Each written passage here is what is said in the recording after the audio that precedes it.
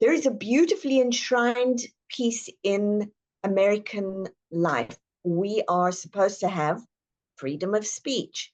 In fact, this is supposed to be a right worldwide. We all have freedom of speech. Now, I will say we also have the responsibility for what we do with that speech. So sometimes it's a bit of a fine line. But I'm really sorely reminded of the fact that in World War II, keeping quiet kept us safe while killing others. And I wonder if we're doing the same thing again.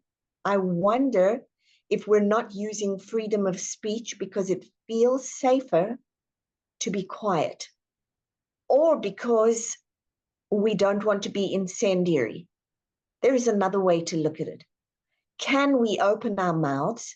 Can we have freedom of speech, but without blaming, shaming, or naming? Yes, there are things we ought to be saying and don't.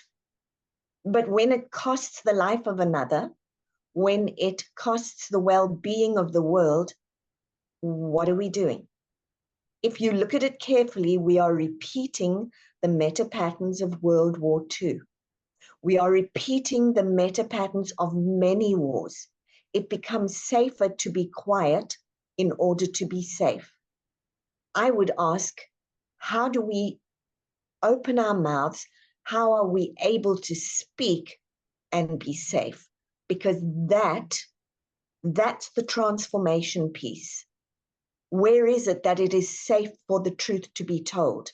How do we create a safe enough space for the truth to be told? When is it that we start putting down power in service of many and not just the power of one or for one? We know that the power of one is great. The power for one is destructive. Maybe it's time for us to all start looking.